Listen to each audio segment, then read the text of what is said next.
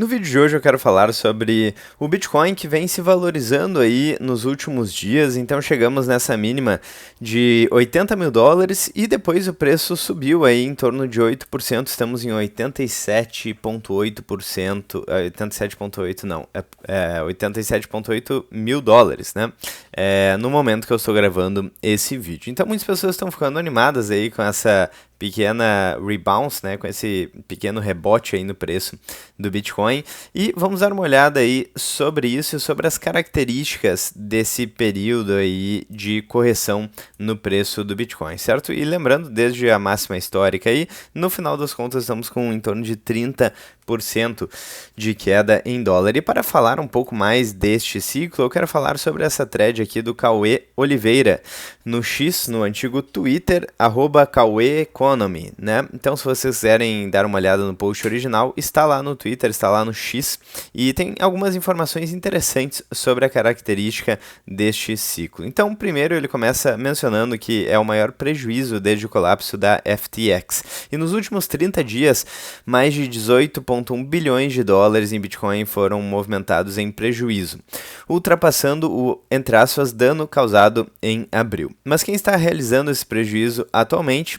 é o que ele vai tentar explicar aqui. E aqui é uma questão interessante, né? Porque no caso da FTX, não houve nenhuma mudança estrutural clara no Bitcoin, apenas aí um problema com uma exchange grande. Então, o motivo da queda era bem óbvio, certo? E era bem óbvio, e não só era bem óbvio, mas não afetava os fundamentos do Bitcoin. E agora, o motivo aí dessa correção tão forte no Bitcoin acaba sendo talvez um pouco mais incerto do que naquele período. Antes da gente seguir aqui na thread, duas informações clássicas aqui do canal. O primeiro, isso não é uma dica de investimentos, e o segundo, considere deixar o like, clicar no sininho, inscrever no canal e também fazer parte da área de membros para consumir aí, para ter acesso a um conteúdo exclusivo aí relacionado aos fundamentos do Bitcoin e algumas ferramentas úteis aí e atemporais. Então, seguindo aqui, o que pode estar acontecendo nessa capitulação, nessa venda aí do Bitcoin? Então, essa onda de realização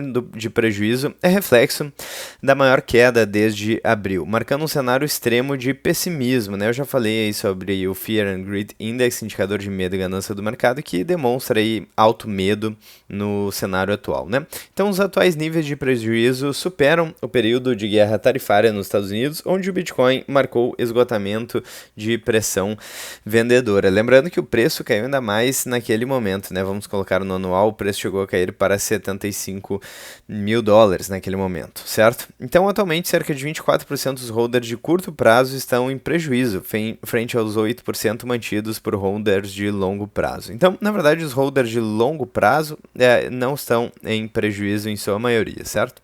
Nem os de curto prazo, mas os de curto prazo, pelo menos neste momento, estavam aí mais próximos de um prejuízo, certo? E o que já mostra, então, uma pista sobre a intensidade de realização de prejuízos que estamos vendo atualmente.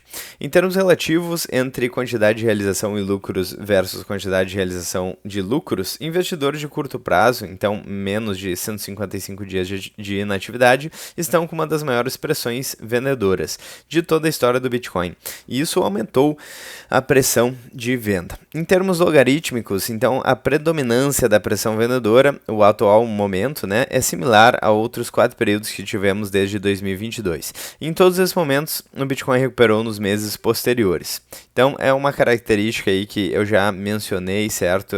Quando a gente geralmente tem essas quedas mais abruptas, a tendência, né, quando a gente olha para indicadores também, é a correção do preço do Bitcoin posteriormente, e estamos tendo uma singela correção do preço do Bitcoin. Claro, o disclaimer aqui sempre faço, isso não é uma dica de investimentos, a gente não tem como prever o futuro, e os ciclos e as tendências são interessantes enquanto elas se repetem, mas não necessariamente há uma necessidade delas continuarem se repetindo, né? E aqui ele menciona sobre outra pressão adicional de venda que tem aparecido por parte dos ETFs de Bitcoin nos Estados Unidos. E em novembro, até agora, mais de 19 mil Bitcoins saíram de reservas de ETFs, ou seja, cerca de 2 bilhões de dólares em fluxo de saídas de capital destes produtos, volume só visto 3 a 4 vezes anteriormente. Isso aqui é bastante interessante porque a questão dos ETFs e da institucionalização do Bitcoin abre espaço para novos investidores, talvez investidores não tão acostumados aí a volatilidade natural do Bitcoin, certo? Porque holders aí de longo prazo, em tese, já estão acostumados aí a quedas de 80%, 70%. Mas talvez alguns investidores tradicionais e institucionais talvez não estejam tão acostumados aí com a volatilidade. Bom, então a pressão de venda atingiu praticamente todos os livros de oferta no Bitcoin, sinalizando que o atual movimento aí é de capitulação, não de desalavancagem, como vimos anteriormente. Segundo a análise aqui, né? Conseguimos confirmar olhando para a quantidade de posições em aberto em colapso, indicando que o volume de capital alocado em contratos futuros também caiu.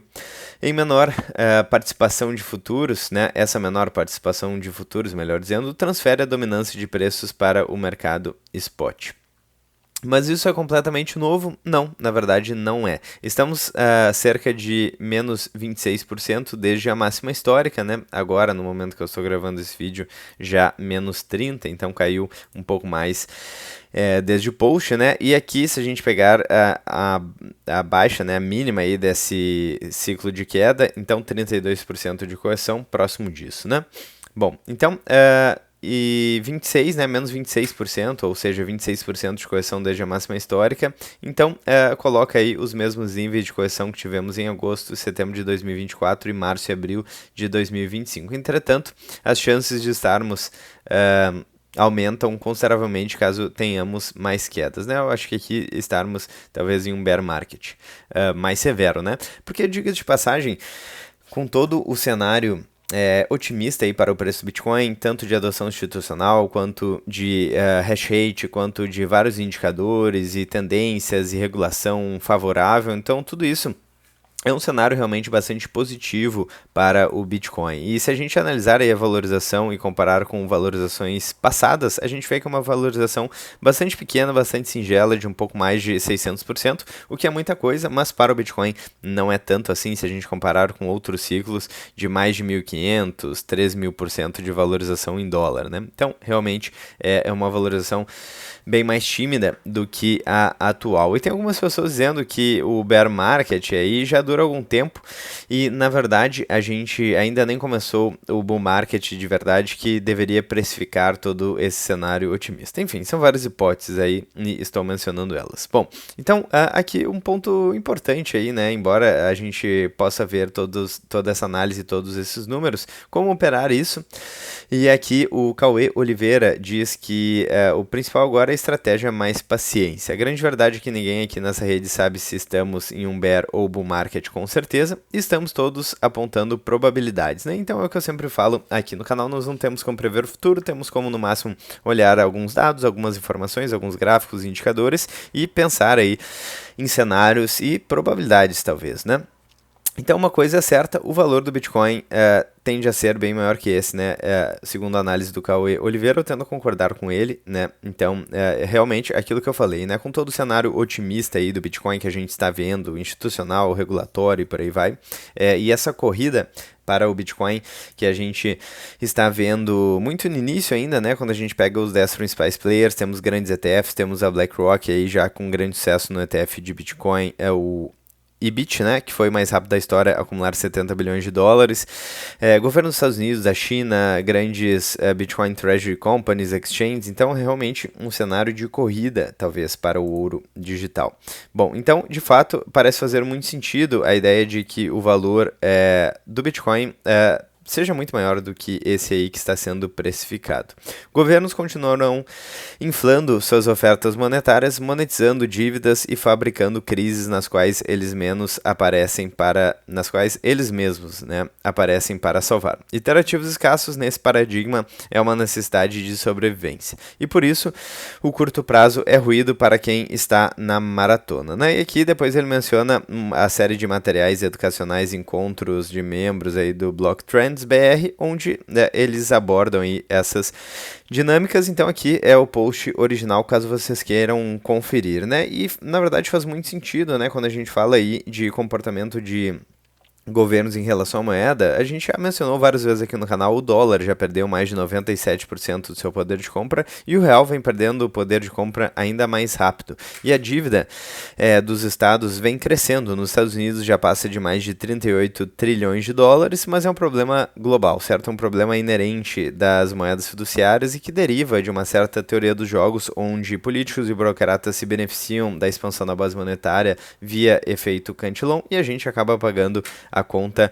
através da inflação. Então, com esses incentivos alinhados, fica realmente difícil não ficar bullish em relação ao preço do Bitcoin no longo prazo, mas não só isso, em relação ao preço de ativos escassos, não à toa temos nesse ano prata e ouro aí se valorizando bastante, prata em 73%, ouro em 58% e o próprio SP500 aqui, né, onde está aqui, SP500 aí, vamos colocar no anual, então 14% de valorização, não é muito, mas está muito próximo da máxima histórica e vem se valorizando muito mais aí, pelo menos nominalmente, desde as políticas de quantitative easing, que basicamente consistem em redução de taxa de juros, impressão de dinheiro, entre aspas, né, expansão da base monetária. Então é realmente a questão de longo prazo, os fundamentos, aparentemente, eles persistem. Eu quero saber a opinião de vocês aí em relação ao preço do Bitcoin. Você está animado com essa pequena alta ou acha que é só um rebound, o preço ele caiu, algumas pessoas estão aproveitando para comprar um pouco, mas vai continuar nessa tendência de baixa, ou não, ou foi isso, né, um flash crash, entre aspas, aí no preço do Bitcoin. Quero saber a opinião de vocês nos comentários, não esqueça de deixar o like, sininho, inscrever-se no canal, ficar à vontade na seção dos comentários e fazer parte da área de membros para apoiar o canal. Muito obrigado para quem assistiu até aqui, um grande abraço, vejo vocês ainda hoje ou amanhã no próximo vídeo do canal.